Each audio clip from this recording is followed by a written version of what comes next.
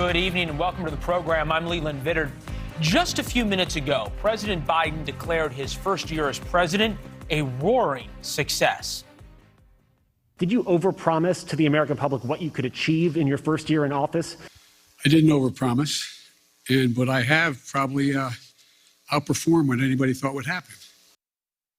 The staunchest of Democrats, among some who join us in a few minutes, are not exactly sure about that statement. We're going to break down the politics and the president's biggest challenges for year two. But first, let's review the topics that came up in almost 2 hours. His stalled legislative agenda, reopening schools, Iran, unifying the country, his mental competency, Ukraine, his low poll numbers, rising gas prices, Russia, China, COVID, Yemen. Is he too liberal? Is he not liberal enough? 5G, what he has and hasn't done for the black community. Kamala Harris is his 2024 running mate. The Supreme Court, inflation, vaccines, booster shots, and even cable news ratings made an appearance. The issue that didn't come up in a 2-hour press conference marking President Biden's 1 year in office, crime in America, specifically the exploding murder rate across the American heartland and the rise in carjackings in many small and medium-sized cities. Here's some examples that we have. Record homicides, St. Paul, Indianapolis, Louisville, Austin, Albuquerque, Columbus, Rochester, New York, Baton Rouge, Tucson, Portland. The map, though, doesn't tell the whole story. In America's biggest cities, ultra-liberal prosecutors are letting career criminals out on low or no bond with horrific results. The president didn't get asked about this either. In both L.A. and New York this past week, a career criminal is accused of picking a random American woman at random and killing her. Here's the mugshots of Sean Laval Smith from Los Angeles. He is what police call a frequent flyer. All of these mugshots are from different arrests. Under any normal legal system, he would be behind bars, but not with L.A. District Attorney, who believes prosecuting criminals is unequitable. Instead, as you see, he was roaming the streets and is accused of murdering Brianna Kupfer in the furniture store she worked. Kupfer had texted a friend before the attack saying she had a weird feeling about Smith. Soon she was dead. In New York, Simon Marshall, another career criminal who liked to rob taxi drivers at gunpoint and served 2 prison sentences. At one point, he was declared mentally incompetent. Well, police say he confessed to killing Michelle Go by pushing her onto the subway tracks. He already had a warrant out for his arrest for parole violation. Normally, the media narrative stops here. Progressive DAs let criminals out. They commit more crime. That's the problem. It's a cycle, blah, blah, blah. There are a few places taking a unique approach. Take Missouri, for example, where Kim Gardner is as liberal and progressive of a prosecutor as there is. The city of St. Louis, my hometown, is a battlefield, but it's in a red state, Missouri, where the Attorney General and the governor also have a say. The Attorney General, Eric Schmidt, joins us now. Appreciate you joining us, sir. Thank you. As we think about this, Time Magazine, drastic reduction in St. Louis homicides. The do-gooder types say that's because of more emphasis on community policing and this holistic approach.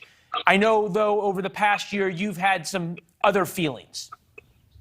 Yeah, look, let me put that in context, though. St. Louis City, that's run by Mayor Tashara Jones, she's been a disaster of a mayor. She's tried to defund the police. We actually offered in a settlement $5 million if she would put more cops on the street. She turned that down. Kim Gardner is a Soros-funded prosecutor, isn't interested in prosecuting violent crime. So we partnered with the U.S. Attorney's Office, the first partnership of the kind in the country, where we lend prosecutors, the U.S. Attorney's Office, to prosecute violent crime in St. Louis City. Same is true in Kansas City, Leland. They have the second highest number they've had because they've got a liberal mayor and a prosecutor not interested in prosecuting violent crime. We're doing the same there. So we have challenges in those blue cities and red states, and crime is still a serious problem. But I think it's important that we support law enforcement and we prosecute violent criminals at every turn. Yeah, no, that's why we wanted to have you on, because of this going to the U.S. attorneys and getting effectively state prosecutors who work in the Attorney General's office. They get deputized as U.S. attorneys, so they're able to go after a lot of these felons in possession of guns and other crimes that the liberal prosecutors won't prosecute. Is there any data to suggest how much of an effect that might have had on the murder rate? Oh, we have over 600 or 700 charges filed from that Safer Streets initiative. Boy, I just want to get this straight. So there's 600 or 700 people who Kim Gardner's office, the prosecutor in St. Louis, would have passed up on carjacking, felon in possession of a gun, et cetera, that she passed on that you guys ended up prosecuting. That's additional capacity that we've provided because we care about prosecuting violent crime. I'll also point one other thing, Leland. In Kansas City, the Mayor Q, who's a progressive mayor, tried to slash tens of millions of dollars from the police budget.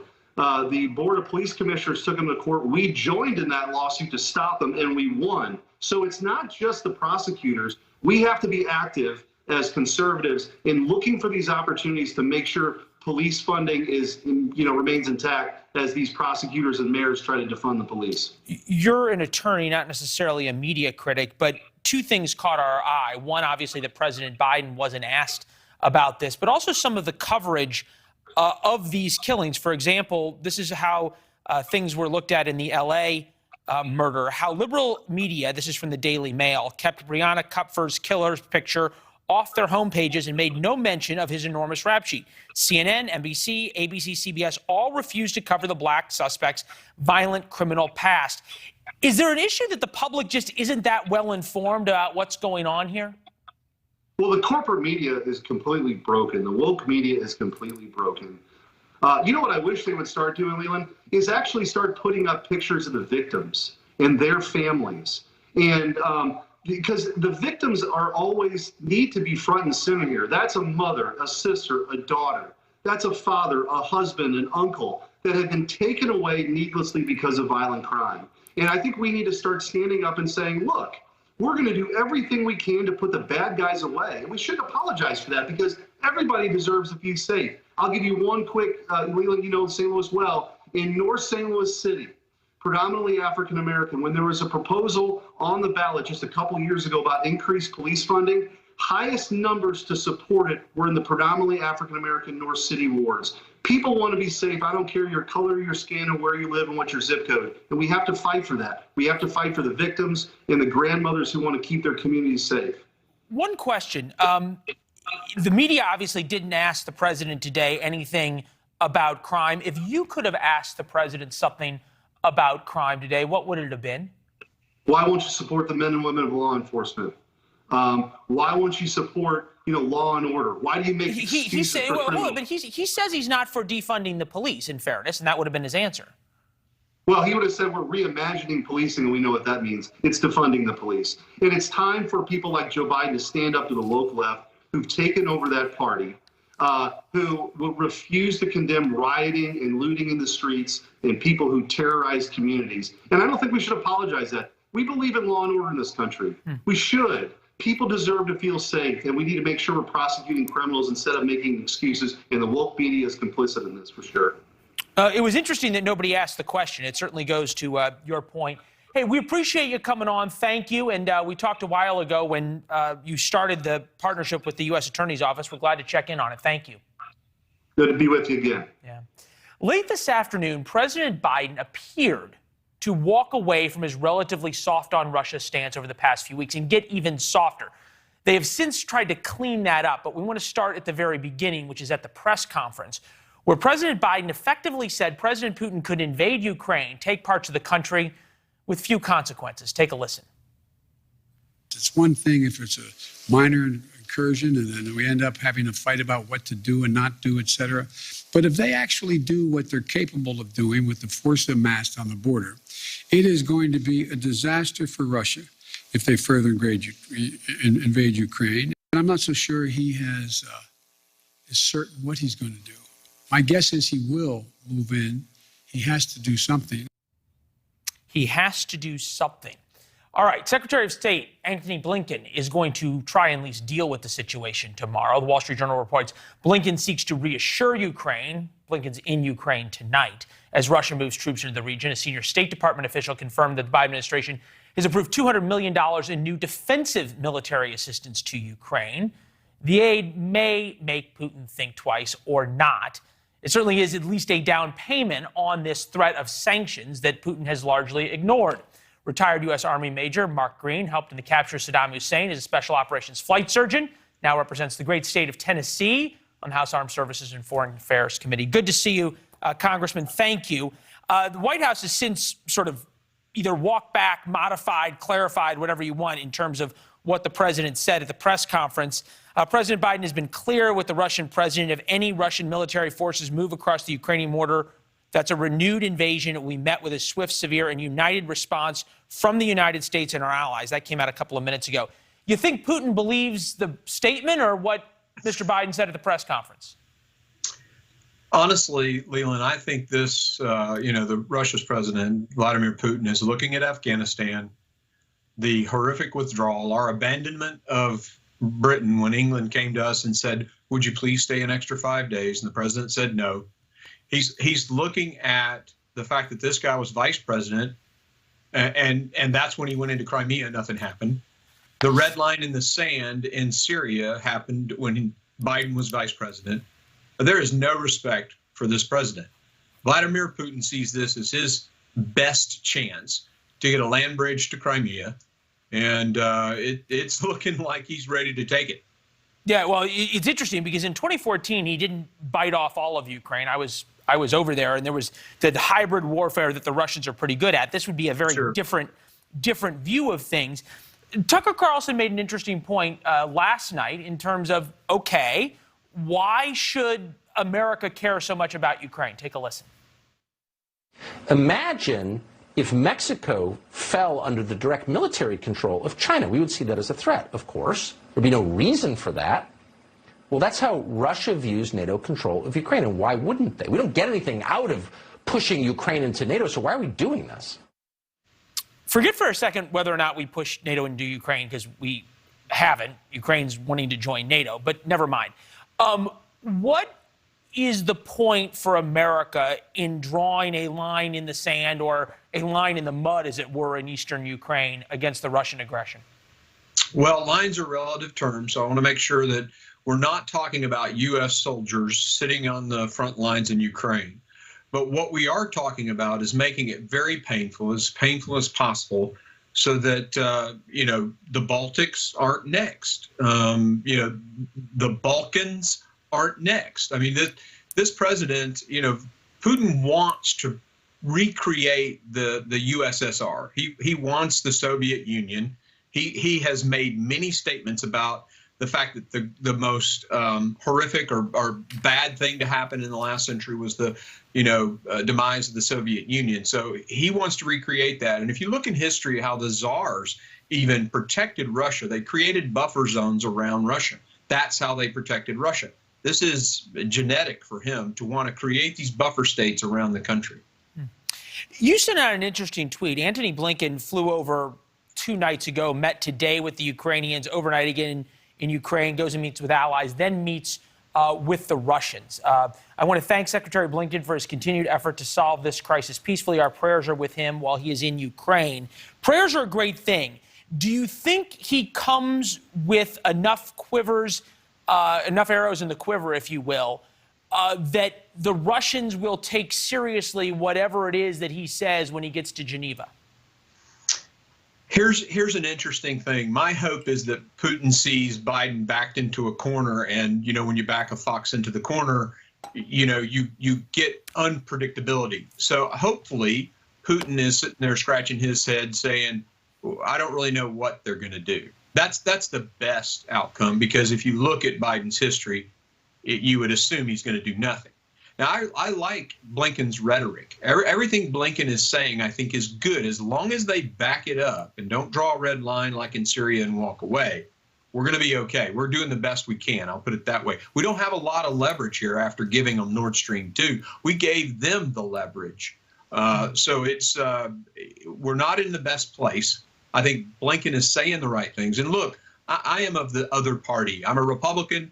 Blinken and the president are Democrats, but our nation is facing a crisis. I am not going to be tweeting bashing Blinken in the middle of this. I'm going to show support until they either get it right or screw it up, and then I'll call them out or I'll let them. Fair enough. You did that. You did that certainly with Afghanistan, but politics stops at the water's edge. That's right. It's interesting though, but it's not just Democrats that Vladimir Putin has taken advantage of and ignored. He did almost the identical thing to George W. Bush when it came to the Republic of Georgia back in 2008. And there was a lot of tough talk from George W. Bush. He didn't back it up. Doesn't matter about administration. Is there any reason for Putin to fear the United States, full stop? Well, our big challenge is this, they talk about the SWIFT transaction sanctions. My biggest concern isn't, what you're talking about. It's if we implement those, we wind up pushing Russia into China's arms, because at that point, they can't do anything on the global financial market or, system. And so they have to go somewhere else, and they would probably go to China. So I appreciate everything. I think this is much more complex than what we're making it out to be. Yeah, it always is, which is what's hard about 6 minutes on television. You do a great job of boiling it down. Good to see you, sir. Thank you as always. Good to see you, Leland. Yeah, pleasure. All right, a little bit more on the Biden press conference. He says that the 2022 election may not be legitimate. I thought questioning the legitimacy of elections was bad. We'll get to that in a minute. Plus, teenage truckers. It does sound like MTV's next hit show, but it is coming to a highway near you. Will this be the fix to the empty shelves crisis?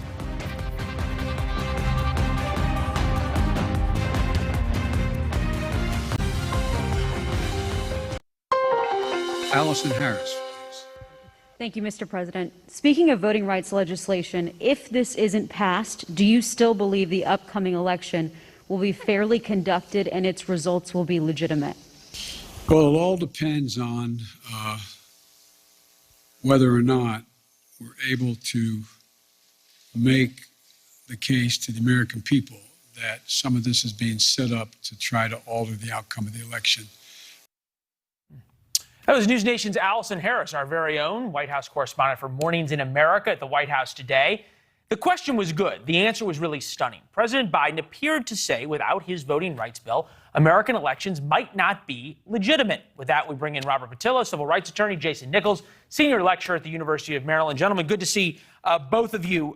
Robert, you and I have talked for a long time. I'm old enough to remember when presidents questioning the legitimacy of elections was bad. What's good for the goose is good for the gander. Was this too much?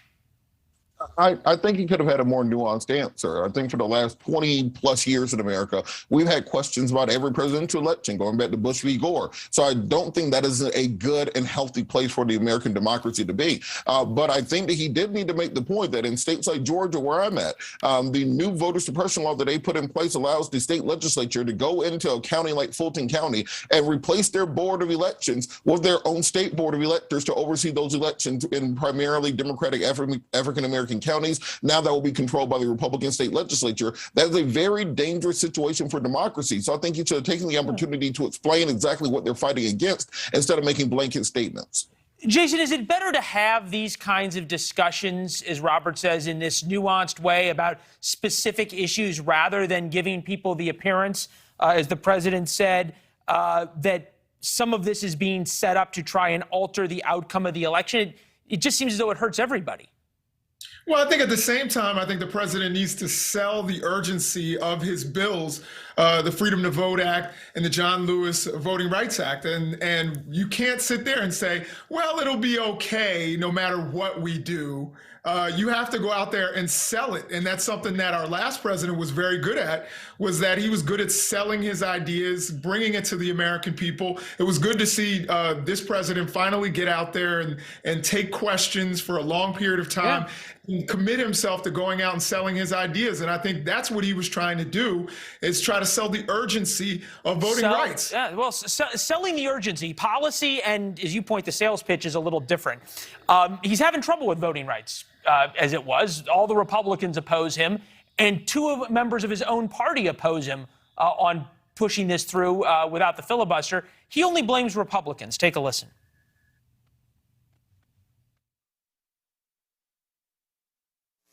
I did not anticipate that there'd be such a stalwart effort to make sure that the most important thing was that President Biden didn't get anything done. Think about this. What are Republicans for? What are they for? Name me one thing they're for. There's two issues here, Robert. One is that he hasn't given Republicans anything to negotiate with or given them any cookies either. But number two, his problem is not with Republicans, it's with Democrats. Why can't he acknowledge that? Well, I think that, let's take them in reverse order. So I think he did acknowledge later on that he does have issues with Manchin and Sinema and other, I call them dinos, Democrats in name only, who are blocking portions of this agenda that he's trying to get through. 81 million people turned out because we were campaigning on voting rights. So it's very strange to have Democrats not being on board with that in particular. But I think on the Republican aspect of it, I do think that Joe Biden anticipated that there were still some of those Republicans in Congress that were there when he was still in Congress. You could go into the cloakroom. You could have a scotch with them. You can bring them over to your side of the aisle. Those Republicans don't exist anymore. When I first got involved in civil rights, the Rainbow Push Coalition, we were doing the march for the reauthorization of the Voting Rights Act in 2005. And that passed with a 98-0 voice vote. There's still 16 Republican senators who voted on that bill who will not vote for the exact same bill 20 years later. So we have to find some kind of way to break this gridlock that we have in Washington when people won't vote for the same things they used to support. All right, so there's two ways to do that, right? One is the cookie approach and the happy, nice, try to get along, offer Republicans some carrots here. The other is the scorched earth policy, which is where President Biden is right now.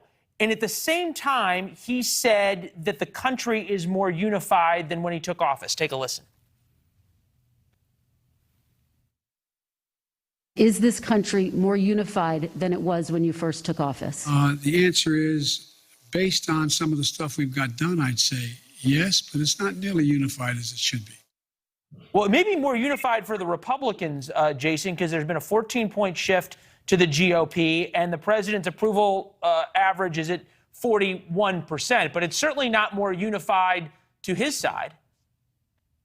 Yeah, I think I think he was trying to put a positive spin on the past year, and I just want to say, with regard to what Robert was saying, as far as Manchin and Sinema, they definitely, well, at least with Manchin, he actually wanted the John Lewis Voting Rights Act. He actually supported it. He just doesn't support getting rid of the filibuster. And so since we're talking about nuance, we have to bring that in. But I also think that, Leland, you're correct that the president didn't reach out to some Republicans who may have actually backed his cause, like Mitt Romney. Yeah. And he acknowledged that he never reached out to Republicans. And that is one of the reasons that a lot of centrists voted for Joe Biden, is because of his ability to reach across the aisle. And that's something that he sold. And then he didn't even make the effort. And I think that is a little troubling to some people.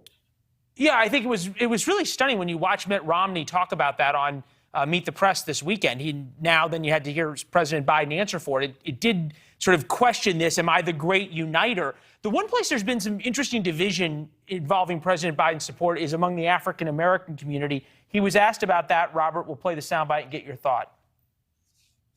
What do you say to these black voters who say that you do not have their backs, as you promised on the campaign trail? I've had their back. I've had their back my entire career. I have not been out in the community nearly enough. I've been here. All right, Robert.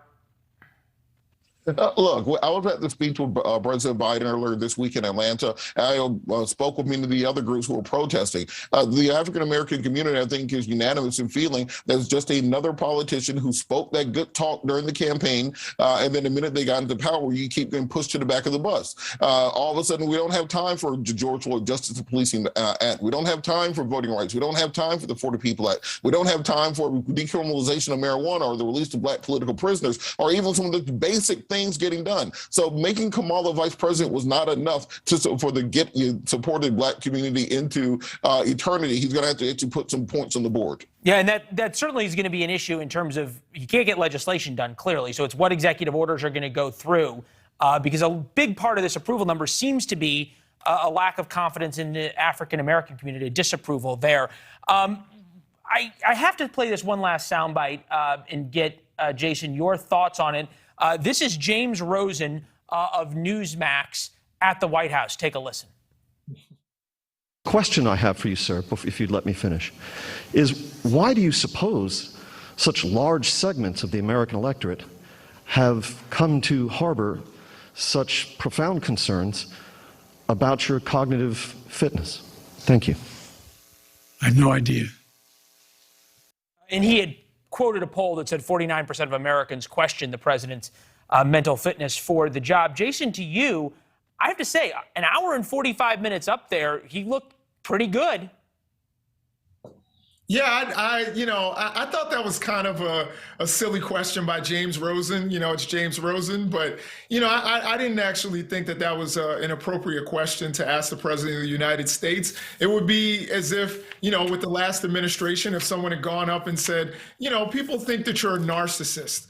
What do you think? Okay, Jason, respectfully, people asked President Trump a lot of pretty tough questions, and they said he wasn't mentally fit because he shuffled down a ramp at a speech. So, right, and I think that was wrong. And I don't remember anybody asking him if he was a narcissist or something like that while he was on the podium. But I think that would be inappropriate as well. I think we should show a certain amount of respect to the president and to his abilities. And like you said, he was up there for almost 2 hours, which to me says that he's been falling down on the job, no pun intended. He's been falling down on the job by not getting out and speaking to the American people, not going out. And I know it's COVID, but not answering more questions from people like you. And I think that's a place that he needs to fix. And apparently he seems to agree. And if the president agrees with you, he's welcome here anytime, and we'll have you guys on afterwards to dissect the interview. Gentlemen, it was good to see both of you. Thank you. Thank you. Yeah. Thanks a lot, Leland. All right, all the best. Thanks, Robert. Olympic athletes often use their platform to speak out, but if they do it this year, they may end up in a Chinese prison. Is anybody going to save them? That's next.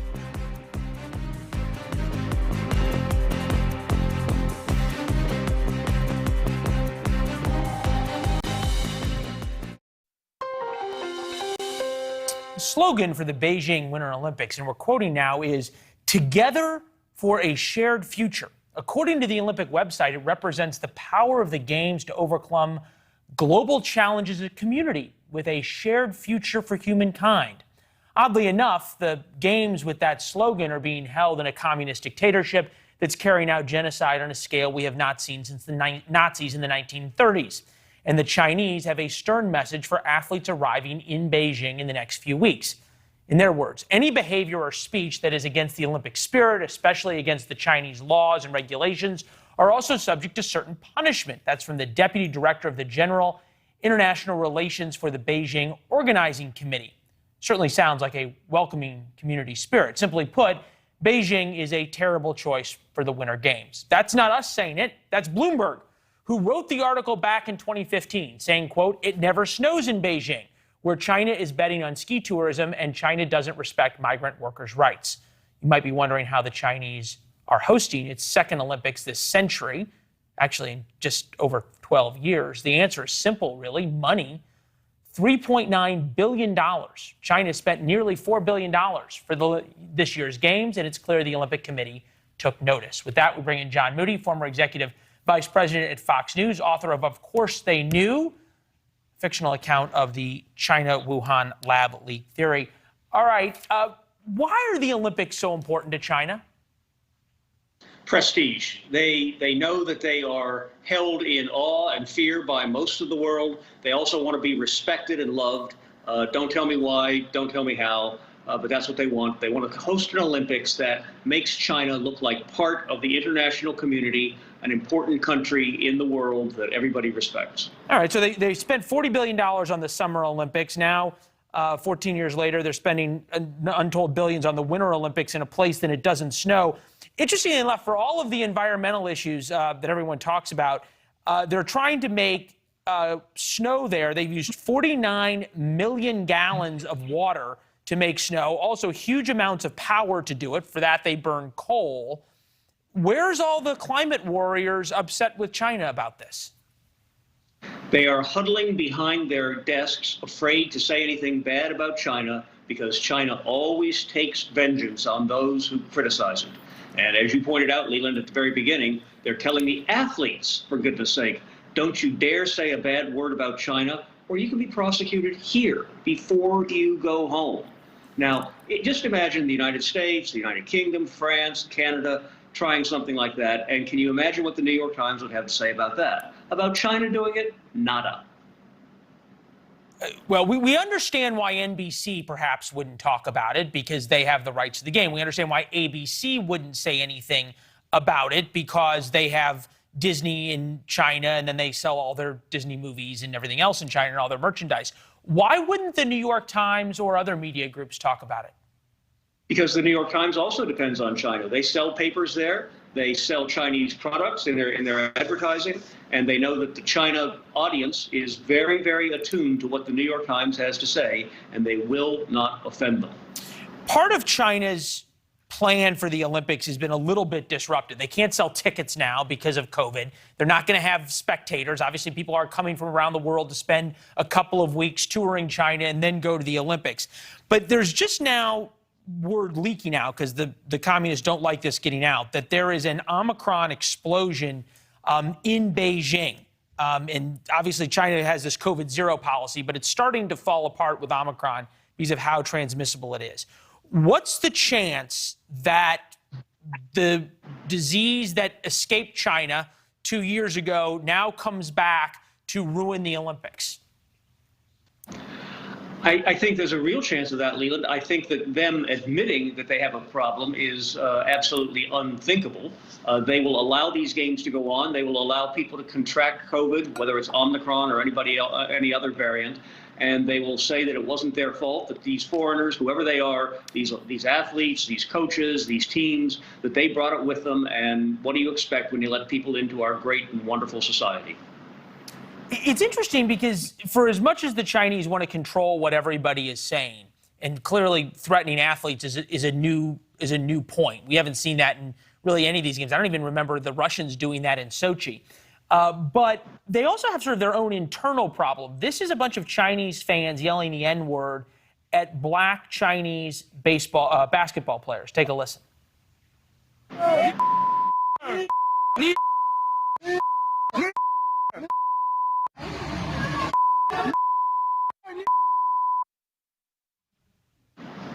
Thoughts? They're hypocrites. Anybody that says the Chinese are race tolerant, anyone who says the Chinese don't disparage other races, and I mean other Asian races as well as the Han Chinese are the majority population there, is kidding themselves. The Chinese are just as racist as any other country. They hate anybody that doesn't look like them, act like them, speak like them. And that video that you just showed proves it. Yeah, well, and also the response, right? They're going to go ahead and lock up U.S. athletes if they say anything, but we see this on Twitter, nothing happens. The thing that the Chinese probably are most worried about anyone speaking out about is the Uyghurs, which is the group that's being persecuted and a genocide perpetrated upon them, much like the Jews faced from the Nazis. But you've got major American companies, just like they did in the 1930s, kowtowing to the China's map of Coca-Cola factory in the province where the Uyghurs are, and you can see all the concentration camps nearby because that's where they grow the sugar for the Coca-Cola. Is there a tipping point that could happen in this Olympics if athletes start defying the Chinese ban or start talking when they get back that's going to start requiring U.S. companies to answer uncomfortable questions? Well, I think the answer is money, Leland, and how much money are U.S. and European and Western companies in general willing to lose if they speak up about China. China never lets down. They never fail to react. They never fail to get vengeance when they think that they've been dissed. And I don't think that there's a company around, and you've mentioned several that do huge amounts of business there. I don't think there's any one of them that has the moral courage to stand up and say what they know is right, but they know will be costly. Yeah, we have not seen one yet, and certainly, as you point out, there's a price to be paid, which is why we're always appreciative of you being willing to come on and speak the truth. Good to see you, sir, as always. Thank you, Leland. Thank you. All the best. More to speak about as the Olympics continue. Washington has a new plan to solve the supply chain crisis, the empty shelves crisis. Teenage drivers. So, would you let your kid at 18 years old drive a big rig? We're going to talk to somebody who's teaching 18-year-olds when we come back. Tonight on Banfield, Gen Z is using social media to rake in cash. Ashley has a growing look at the growing finfluencer trend. 10/9 Central.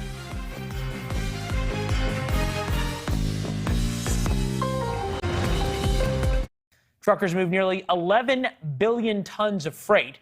That's the equivalent of about 30 pounds worth of goods for every man, woman, and child in America. But now a shortage of drivers is having a major effect on America's supply chain. Grocery store owners will tell you that trucker shortages mean higher prices, but also empty shelves, fewer drivers, fewer deliveries. Stores and manufacturers prioritize, hence why there may be milk but no cream cheese on the shelves. To help ease the problem, the federal government has the answer: teenagers. They want to start a new apprenticeship program that will allow 18 to 20-year-olds to drive trucks across the country. Current law states drivers must be at least 21. In all seriousness, teenagers driving 80,000-pound trucks are coming to a highway near you. With us now, Pamela Day, owner, president, and director of training for Cross Country Truck Driving School, spent 8 years behind the wheel with 1 million miles, and Trey Williams, owner and president of Fleet Force. Nice to see both of you. Pamela, would you want your son behind the wheel of an 18-wheeler? Well, I don't think at 18 they're mentally prepared to be. You can have skills, but skills is one thing. But the mental things that you go through just with being a truck driver at 18, no, my son would not be prepared.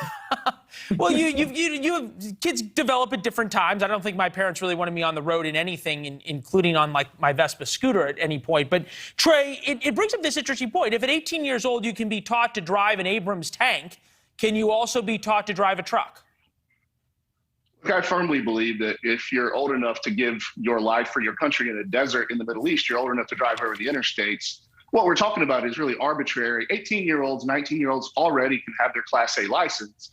They're simply not allowed to travel over a state line, which is a little silly because that means someone could drive from Jacksonville to Orlando, but they can't drive from Jacksonville to Savannah, which is the exact same distance. Huh. All right. Well, things that the federal government does that don't make sense, add it to the list. But Pamela, you think about trucking, and if anybody who's spent any time on the road, truck drivers are normally the safest drivers out there and the most conservative ones. Is one of those reasons that typically the people doing the long interstate routes are older? Well, I think that and having that ability to leave home for that specified amount of time is the reason why that, they're older. And yes, they should be the safest because we're training them to be safe CMV operators. Truck drivers take a long time to be a truck driver. It takes miles and everything that you face. And the safe manner is what dictates a truck driver, how safely you're maneuvering that rig across America. Yeah, I'm interested, Trey, in from 18 to 20 as this works. Do they get to start training at 18, or how does that work? So FMCSA allows 18-year-olds to get a Class A license today. They're just not allowed to go interstate. They can drive within the state. So how does this new law work? They would allow you to drive from Jacksonville to Savannah and cross that imaginary line between Georgia and Florida that doesn't exist when you drive from Jacksonville to Orlando. And statistically speaking, entry-level drivers don't cause the most accidents. And statistically speaking, the ATA can support the fact that the most likely trucker to cause an accident is one that has been driving for 5 to 7 years, accident-free. And that's just enough time for someone to get complacent. And this is true across the board, but I'd like to express that lowering the age to 18 is not going to solve the trucker shortage issue because the insurance companies are going to hold every company hostage and not allow them to hire someone at that age regardless. So I really kind of think it's a moot point until the insurance issue is addressed. All right. So, Pamela, where does this leave us? Are you seeing 18-year-olds sign up? Yes, we've got right now several at currently at school and have over the course of the last 6 months or so. I think getting trained intrastate within their state and being able to get miles under their belt and get used to driving a tractor and a trailer, of course, is going to help as they continue their careers. And then opening this up to all walks of life, those that are 21 and over, women, that is going to help close the gap, trying to attract more women into the industry as well as the men. Well, we can hope so. I see Trey nodding to that answer. Pamela, Trey, good to see you both. Absolutely. Thank you both for being here. We appreciate it. Thank you so much. Fascinating. Have a good evening. All right, 18-year-old truckers, good idea or an accident waiting to happen? Let me know what you think on Twitter, Instagram, Facebook, at Leland Vittert. The airlines and wireless carriers are playing chicken over 5G. Guess who loses? Us. We'll explain when we come back.